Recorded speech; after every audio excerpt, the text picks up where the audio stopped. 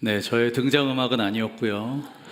네, 오늘 있는 땡스 쉐어링 영상입니다. 예배 끝나고 체육관으로 가시면 함께 하실 수 있고요. 특별히 청년부는 오늘 친교실 앞에서 따로 모이지 않고 전부가 땡스 쉐어링 참석하니까 방황하지 마시고 체육관으로 바로 와주시기를 바랍니다. 오늘 말씀을 함께 나누도록 하겠습니다. 먼저 지난주 말씀을 조금 드리도록 할게요. 여러분, 지난주 말씀이 혹시 기억이 나십니까? 다니엘 6장의 말씀을 함께 나누었습니다. 담임 목사님은 지난주 6장의 말씀을 말씀해 주시면서 다니엘 6장은 단순히 다니엘 한 사람이 사자 입에서 건져내진 이야기가 아니다라고 말씀을 하셨어요.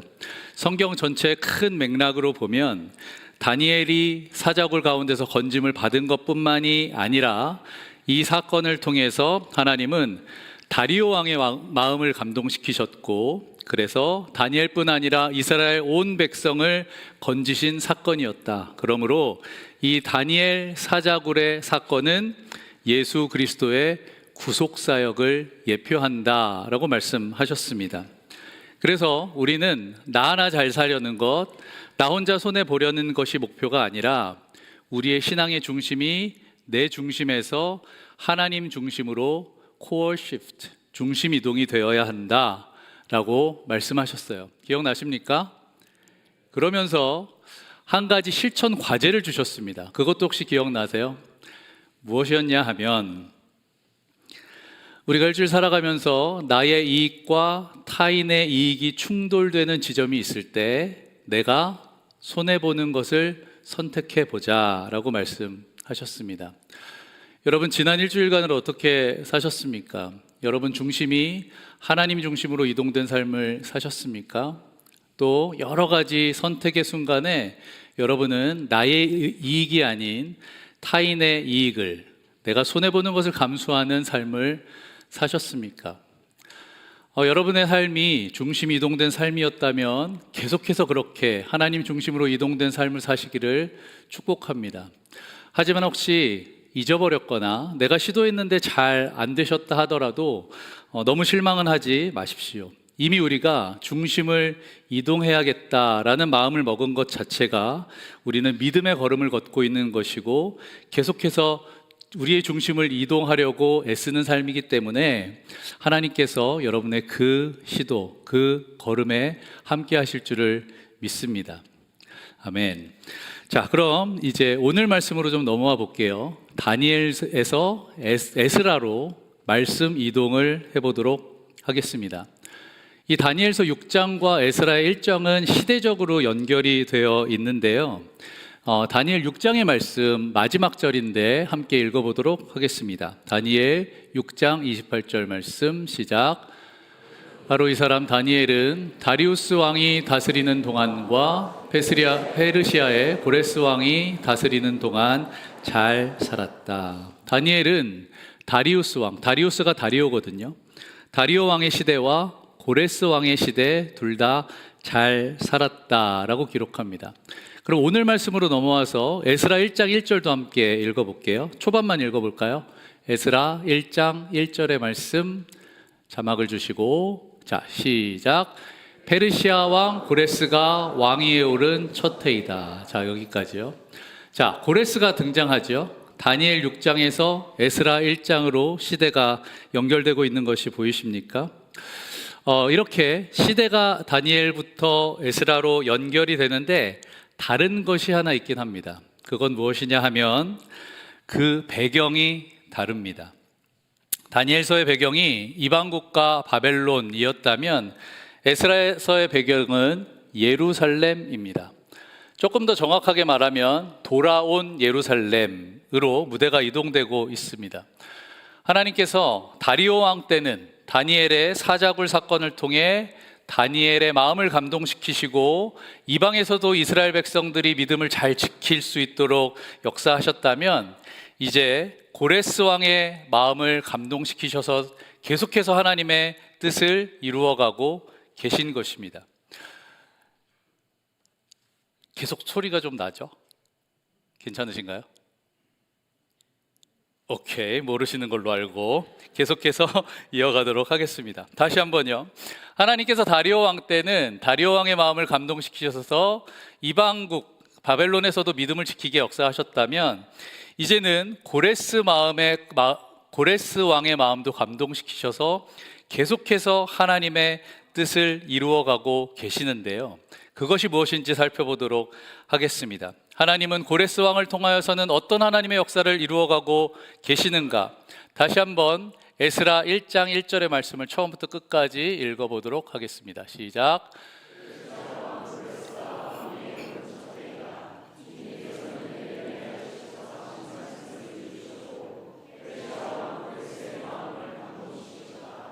고레스는 온 나라에 명령을 내리고 그것을 다음과 같이 조서로 써서 돌렸다. 아멘. 여러분, 고레스를 통하여서는 지금 하나님이 어떤 일을 이루어 가려고 하시는 것이죠? 말씀을 잠깐 띄워놓으시고, 자, 저 중간 부분을 보면 주님께서는 예레미야를 시켜서 하신 말씀을 이루시려고 페르시아 왕 고레스의 마음을 감동시키신 것입니다. 어떤 걸요? 예레미야를 시켜서 하신 말씀을 이루시려고. 그러면 다 지금 물음표가 있으시죠? 그러면 예레미야를 시켜서 하신 말씀은 무엇일까? 하나님은 예레미야를 통해서 이렇게 말씀하셨습니다. 유다 백성들이 바벨론 포로로 끌려가기 전에 예루살렘을 보면서 이렇게 하신 말씀이 있어요. 예레미야 25장 11절 12절 말씀을 함께 보도록 합니다. 시작. 이 땅은 깡그리 끔찍한 폐허가 되고 이 땅에 살던 민족은 70년 동안 바빌로니아 왕을 섬길 것이다. 이렇게 70년이란 기한이 다 차면 내가 바빌로니아 왕과 그 민족과 바빌로니아 땅의 죄를 벌하며 그곳을 영원한 황무지로 만들어버리겠다. 나 주의 말이다. 뭐라고 말씀하고 계십니까? 70년 동안 포로로 끌려갈 것이다 라고 예언하고 있으시지요. 예레미야 29장 10절도 계속해서 한번 읽어볼게요. 29장 10절 시작. 나 주가 말한다.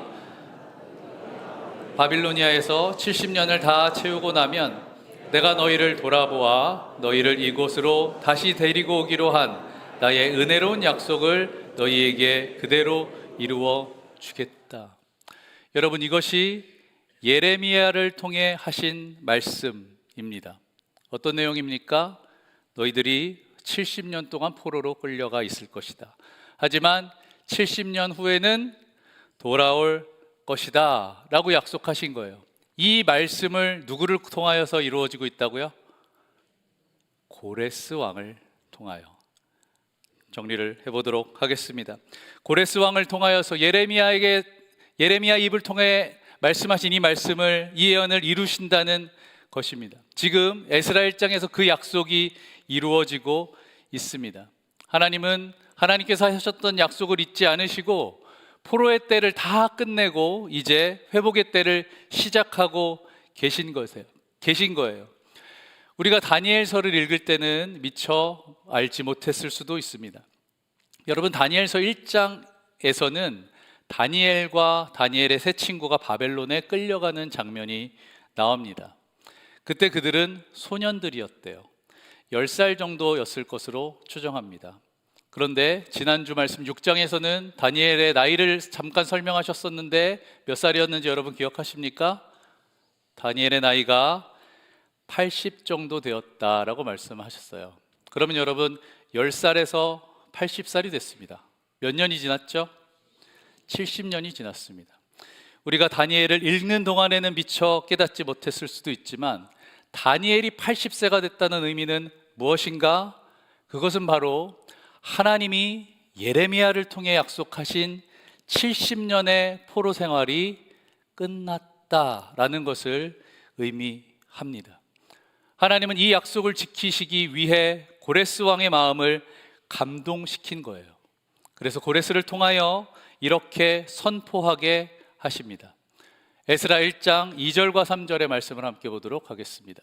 시작. 페르시아 왕 고레스는 다음과 같이 선포한다.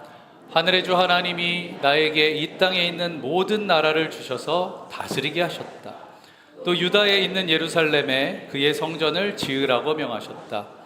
이 나라 사람 가운데서 하나님을 섬기는 모든 사람은 유다에 있는 예루살렘으로 올라가서 그곳에 계시는 하나님 곧 주 이스라엘의 하나님의 성전을 지어라. 그 백성에게 하나님이 함께 계시기를 빈다. 아멘. 여러분, 대단한 선포와 고백이 아닙니까? 70년의 포로 생활이 끝나가고 있습니다. 하나님의 회복의 약속이 성취되고 있습니다. 고레스는요, 이 감동으로 포로된 백성들을 돌려보낼 뿐만 아니라 심지어 물질적으로도 지원을 했습니다. 바벨론에 끌려갈 때 이스라엘 백성들을 끌고 오면서 물건들을 약탈해 갔거든요. 뺏어갔거든요. 그런데 돌려보내면서 예전에 빼앗아 왔던 성전의 그릇들까지도 돌려준 거예요. 그것이 얼마나 많았냐 하면 수백, 수천 그릇이었다라고 합니다. 그 모든 것을 다시 들고 왔어요. 그렇게 하나님의 신실하고 놀라운 역사 속에 이스라엘 백성들은 70년의 포로 생활을 마치고 돌아오는데 그것이 바로 에스라서의 시작인 것입니다. 그리고 나서 계속해서 에스라서 3장에서는 그렇게 돌아온 이스라엘 백성들이 7달 만에 예루살렘에 모여서 번제를 드리는 장면이 나옵니다. 돌아와서는 각자 자기 처소에서 자기 성읍에서 살아가다가 번제를 드리기 위해 예루살렘에 모인 것입니다. 여기서 우리는 중요한 예배의 원리를 하나 발견할 수 있습니다. 그것이 무엇입니까? 흩어져 살았지만 예배는 모여서 드렸다라는 것이죠. 히브리서 10장 25절의 말씀을 함께 보도록 하겠습니다. 시작. 어떤 사람의 습관처럼 우리는 모이기를 그만두지 말고 서로 격려하여 그날이 가까워오는 것을 볼수록 더욱 힘써 모입시다. 아멘. 여러분, 참 모이기 힘든 시대를 지나왔습니다. 아직도 교회 성도들이 다 회복이 되지 않았다라는 이야기가 있어요. 모이지 못하다 보니까 온라인으로 예배하는 것이 발전이 되었죠. 그때는 그것이 은혜였습니다. 하지만 지금 이제 하나님의 성전에 나올 수 있는데도 영상을 통해 혼자 예배하는 분들이 계십니다. 여러분, 권면하기는 이 시간 이 자리에 함께 나와 함께 모여서 하나님을 예배하게 되시기를 축복합니다. 여기는 다 여기 계시기 때문에 아멘을 안 하신 거죠. 네. 자, 그리고 포로에서 돌아온 지 2년 2개월이 지났습니다. 드디어 성전을 짓기 시작해요. 성전을 짓기 위해서 성전의 기초를 딱 놓을 때 제사장들이 예복을 입었다고 합니다. 레위 사람들은 규례대로 찬송을 했다고 합니다. 여러분, 그냥 지금 이걸 앉아서 들으시니까 뭐 그런가 보다 하시겠지만 여러분 한번 생각해 보십시오. 바벨론 포로 시절에 이런 것이 가능했겠습니까? 제사장들이 예복을 입을 수 있었을까요? 레위 사람들이 규례대로 찬송할 수 있었을까요? 여러분, 70년 전에 끌려갔던 제사장들이 다시 예복을 입었다면 70년 만에 제사장의 예복을 입는 것입니다. 레위 사람들이 다시 규례대로 찬송을 하기 시작했다면 70년 전에 70년 만에 찬송을 부르게 되는 것입니다. 바벨론에서 태어났던 제사장이나 레위 사람들도 있었겠죠. 그들은 어떻습니까? 나서 처음으로 제사장의 예복을 입는 거예요.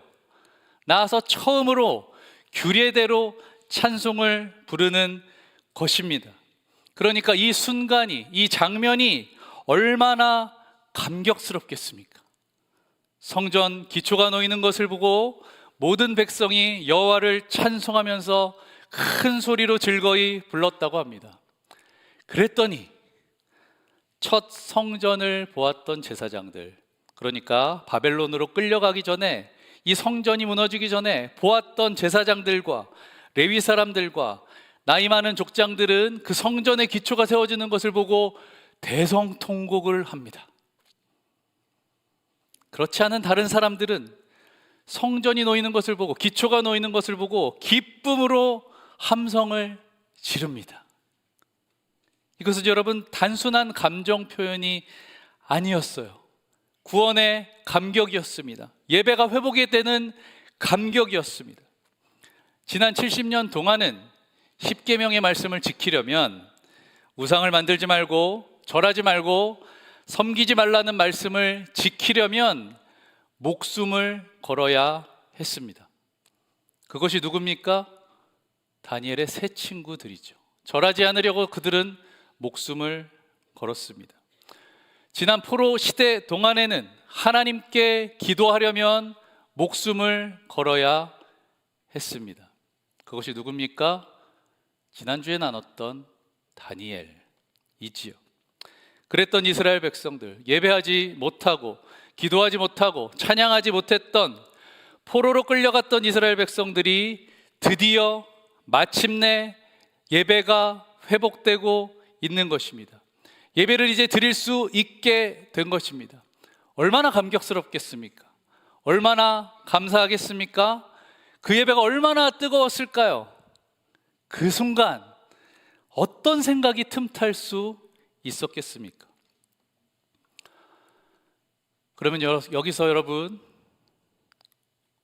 우리는 우리의 예배를 한번 돌아보도록 합시다. 여러분, 우리의 예배는 어떻습니까? 사실은 우리가 드리는 예배도 이 원리와 똑같습니다. 우리도 예배할 수 없는 자들이었습니다. 죄로 인해서 죄의 종되어 악한 길로 끌려가고 세상과 우상에 포로되어 찬양도 예배도 할 수 없었습니다. 죄 지은 인간은 하나님으로부터 단절되었습니다. 하나님 앞에 나갈 수가 없었어요. 어찌 보면 하나님 앞에 나갈 수 없는 것이 은혜였는지도 모릅니다. 왜냐? 그 상태로 하나님 앞에 나가면 죽으니까요. 아무런 소망도, 그 어떤 회복에 대한 기대도, 희망도 없이 죽음을 향해서 가는 인생, 그것이 바로 우리들이었습니다.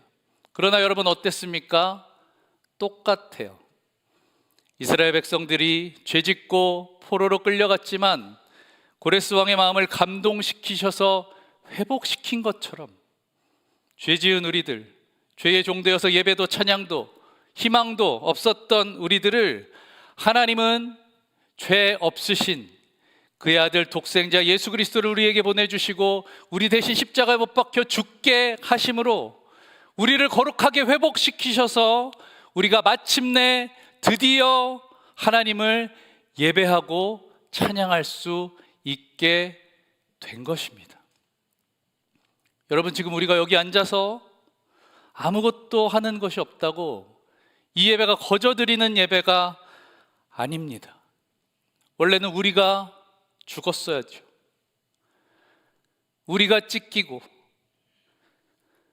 우리가 고난받고 멸시와 천대, 모욕, 십자가의 고통 다 우리가 받았어야 하는데 나를 대신해서 예수님이 그 고통을 다 받으신 것입니다.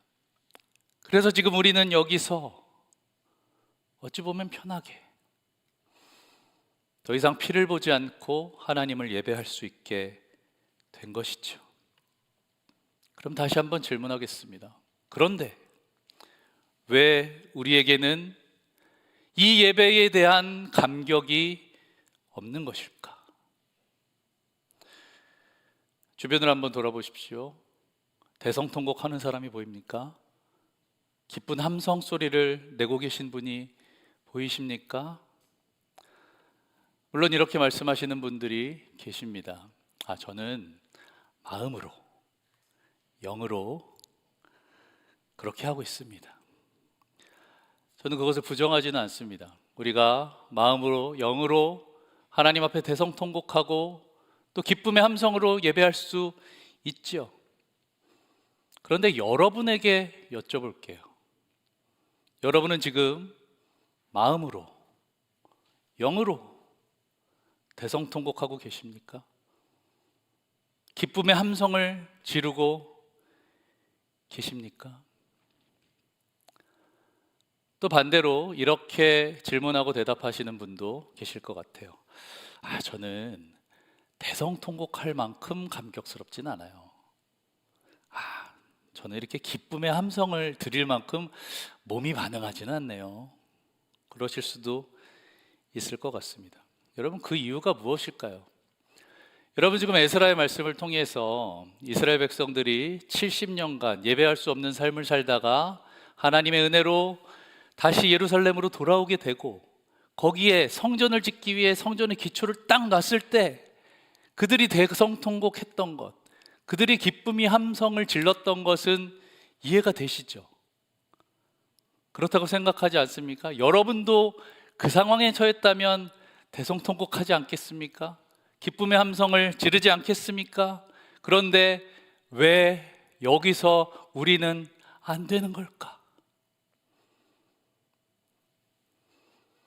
그것은 우리가 포로였다는 사실을 잊었기 때문입니다. 우리는 과거를 잊었습니다. 우리에게는 구원만 남아 있어요. 우리의 신앙에는 천국만 남아 있습니다. 그런데 우리는 어디로부터 구원받았는지에 대해서 기억하지를 않아요. 그리고 우리가 천국에 만약에 못 가게 되면 내가 천국이 아니면 어디로 갈까를 생각하지 않습니다. 저는 성경에서 묘사한 지옥의 모습을 믿는데요. 성경은 이렇게 기록하죠. 영생뿐만이 아니라 영벌이 있다라고 말씀합니다. 벌레도 죽지 않고 불도 꺼지지 않는 불못에 던져질 것이다 말씀합니다. 캄캄한 흑암 속에서 울며 이를 갈 것이다 라고 말씀합니다. 그래서 저는 구원에 대한 감격과 감사도 있지만 구원받지 못했을 때의 두려움도 있어요.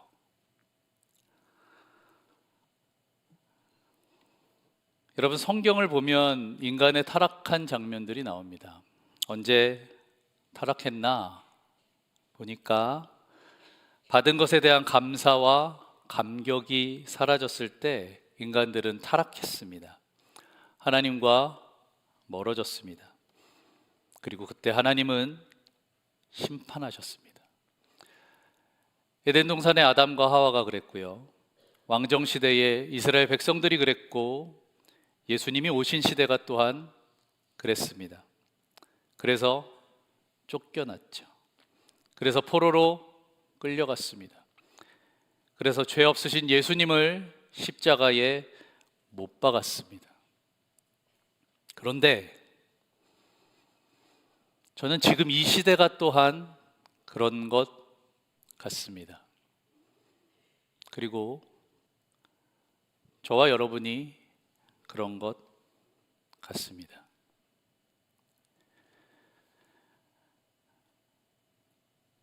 여러분은 회개와 감사로 대성통곡하며 기쁨과 감격으로 함성을 지르고 계십니까? 또 성경을 보니까요, 예수님이 오시기 전 시대는 난리다라고 기록하고 있습니다. 그런데 다시 지금 시대를 보니까 이런 생각이 들어요. 저만의 생각은 아니실 겁니다. 아마 저랑 마음이 같으실 텐데, 이 시대를 보면서 우리가 뭐라고 말합니까? 말세다.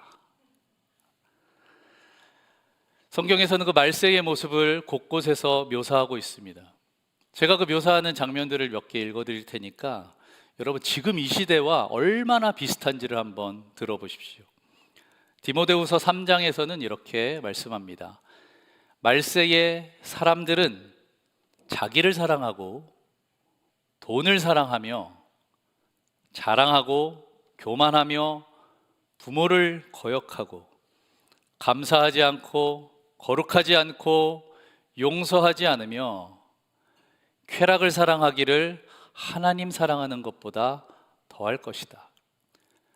겉모양은 경건하지만 경건의 능력은 부인할 것이다. 여러분, 어떻습니까? 이 시대의 모습이 아닙니까? 저와 여러분의 모습은 아닙니까? 마태복음 24장에서는 또 이렇게 말씀합니다. 제자들이 예수님에게 이렇게 물어봐요. 주의 임하심과 세상 끝날에는 무슨 징조가 있습니까? 그랬더니 예수님이 이렇게 대답하시는 거예요.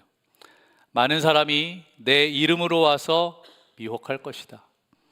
전쟁과 전쟁의 소문이 들릴 것이다. 민족이 민족을, 나라가 나라를 대적할 것이다. 곳곳에 기근과 지진이 있을 것이다. 많은 사람의 사랑이 식을 것이다. 불법이 성행할 것이다. 어떻습니까? 마치 우리 시대의 모습을 묘사하는 것 같지 않습니까?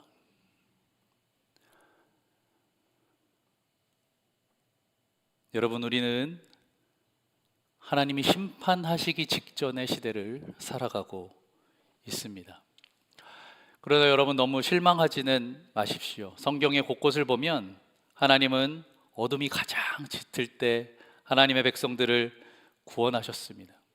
예수님이 말씀하신 이 말씀의 끝에 우리의 소망이 있습니다. 이 말씀을 다 마치시고 예수님이 뭐라고 하셨나? 그러나 끝까지 견디는 자는 구원을 얻을 것이다. 여러분, 한번 따라해 보시겠습니까? 그러나 끝까지 견디는 자는 구원을 얻을 것이다. 할렐루야. 아멘. 이 난리 가운데 믿음을 지킨 자들이 예수님이 구름 타고 오실 때 기쁨으로 예수님을 맞이하게 될 것입니다. 이스라엘 백성들이 70년의 포로 생활을 견딘 것처럼, 하나님을 믿기 위해서는 목숨을 내놓아야 하는 시대를 견딘 것처럼 끝까지 견딘 우리들은 구원을 얻게 될 것입니다. 사랑하는 여러분, 여러분은 지금 어떤 것에 포로가 되어 돌아오지 못하고 계십니까? 어떤 것은 여러분의 죄 때문일 수도 있을 것입니다. 그 죄에 매여 포로되어 죄에 매여서 포로된 삶에서 돌아오지 못할 수도 있을 것입니다. 그리고 어떤 것은 여러분의 죄와 상관없이 겪는 고난일지도 모르겠습니다. 그러나 여러분, 그것이 무엇이 되었든 하나님은 반드시 우리를 그곳에서 회복시키실 것을 믿습니다. 반드시 그곳에서 돌아와 하나님을 다시 예배하게 하실 것을 믿습니다. 사랑하는 여러분, 하나님은 고레스의 마음을 감동시키셔서 70년 동안의 포로 생활을 끝내셨습니다. 오늘도 그 하나님은 우리의 굳은 마음을 감동시키셔서 죄의 포로된 자리에서 다시 돌아오게 하실 것입니다. 예배의 감격을 잃은 시대, 감사와 눈물이 사라진 시대에 하나님은 다시 우리를 부르고 계십니다. 다시 돌아와라. 다시 시작하자. 그러므로 포로에서 돌아온 백성들이 예루살렘에 모여서 예배한 것처럼 여러분, 예배의 자리로 나오십시오. 성전의 기초가 쌓여질 때 레위 사람들이 규례대로 찬송했던 것처럼 여러분 가운데 무너진 질서를 다시 세우십시오. 여러분 가운데 무너진 말씀을, 여러분 가운데 무너진 습관을 다시 새롭게 하십시오. 그리고 성령의 도우심으로 감사와 감격을, 정말 대성통곡과 기쁨의 함성이 우리 예배 가운데 터져나올 수 있도록 회복하시기를 축복합니다. 이 말씀에 순종해서 하나님 앞으로 돌아온 여러분의 삶에 예배의 눈물과 기쁨이 다시 흐르기를 축복합니다. 그날 주님이 다시 오실 때 우리는 대성통곡과 기쁨의 함성으로 그분을 맞이하게 될 것입니다. 아멘. 함께 기도하겠습니다. 하나님, 오늘 말씀을 통하여서 이스라엘 백성들을 회복시키시는 하나님을 보았습니다. 하나님, 우리도 이 세상의 끝날 우리를 회복시키실 텐데, 아버지 하나님, 우리가 그때까지 이 믿음의 여정을 끝까지 견디며 예수 그리스도께서 오실 때에, 예수님을 만날 때에 대성통곡과 기쁨의 함성의 예배를 드리게 하여 주시옵소서. 예수님의 이름으로 기도합니다. 아멘.